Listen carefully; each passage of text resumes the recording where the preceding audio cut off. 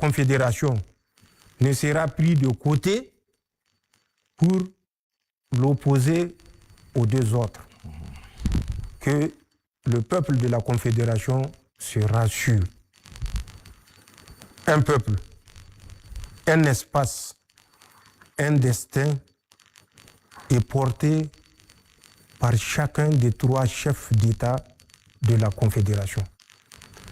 De la même façon que c'est une conviction pour moi, c'est une conviction pour son Excellence Assimi Goïta, c'est une conviction pour son Excellence Ibrahim Traoré. Et nous voulons que le peuple soit convaincu de cet état de fait. La guerre informationnelle ne va jamais rater la moindre occasion pour nous diviser. Mais qu'ils se détrompent. La Confédération qu'ils ont connue ou le Sahel qu'ils ont connu n'est plus le Sahel d'aujourd'hui, n'est plus le Sahel de la Confédération. Et que par rapport à ça, notre détermination est sans limite. Donc dans le domaine diplomatique, nous parlons d'une voix, nous réalisons des grands programmes et nous réalisons des grands projets dans le domaine diplomatique pour défendre nos intérêts sur la scène internationale. Sinon, comment comprendre que l'Union européenne soit l'invité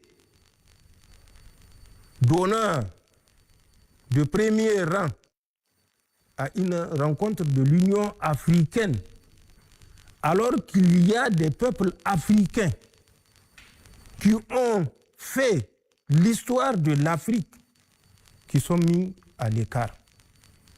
Tout simplement parce que le financement vient de l'Occident. Ouais. C'est ce que nous devons arrêter. Finançons nos projets et nos programmes par nous-mêmes et nous serons réellement libres et nous pouvons dire que nous sommes africains et que nous pouvons nous regrouper dans des structures comme l'Union africaine, comme la CEDEAO.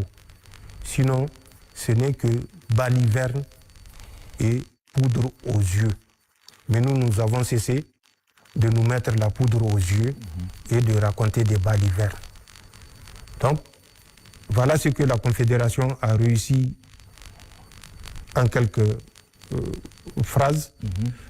Ça également, ça a été dit par les différents ministres qui se sont succédés lors des multiples entretiens que vous avez eus dans le cadre de la reddition des comptes du gouvernement.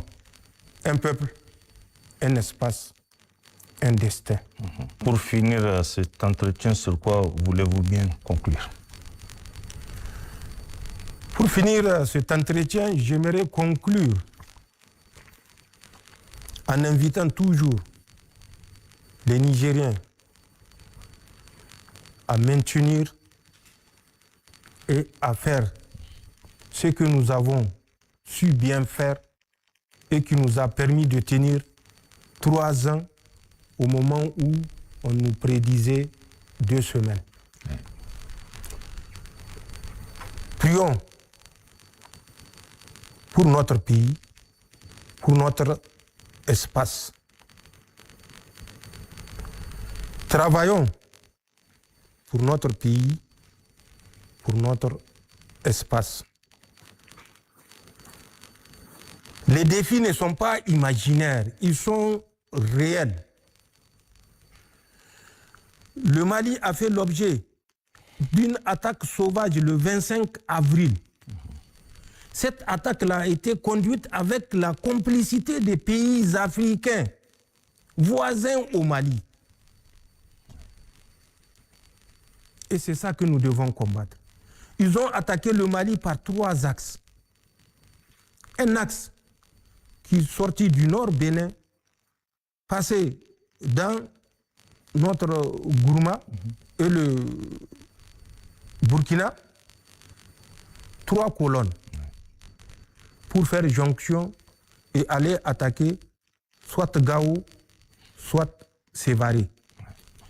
Un autre axe est sorti de la Côte d'Ivoire.